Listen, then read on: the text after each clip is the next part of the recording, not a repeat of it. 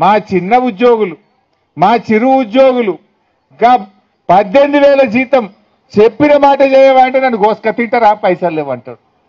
మరి నేను అడుగుతున్నా, నీకు ఏడికేలు వచ్చినాయి 50,000 కోట్లు? నీ ఫ్యూచర్ సిటీకి నీ భూముల కాడికి 6 లైన్ రోడ్లు వేస్తావు, జిహెచ్ఎంసీలో 10,000 కోట్లతో టెండర్లు పిలుస్తావు, ఇరిగేషన్లో 10,000 కోట్లతో టెండర్లు పిలుస్తావు, హెచ్ఎండిఏలో 10,000 కోట్లతో టెండర్లు పిలుస్తావు, జిహెచ్ఎంసీలో 6,000 కోట్లతో టెండర్లు పిలుస్తావు. ఇట్లా చెప్పుకుంటూ పోతే వేల కోట్ల రూపాయలు, దాదాపు 50-60 వేల కోట్ల రూపాయలతో టెండర్లు పిలిచిండు. మరి పైసలు లేకపోతే 50-60 వేల కోట్లతో టెండర్లు ఆడికెళ్ళి పిలిచినావు రేవంత్ రెడ్డి? వాటికి మాత్రం పైసలు ఉన్నాయి. మా ఆశాలో, మా అంగన్వాడీలో, మా మధ్యాహ్న భోజన కార్మికులు గా పేదవాళ్ళని అడిగితే పైసలు లేవని మాట్లాడతావా?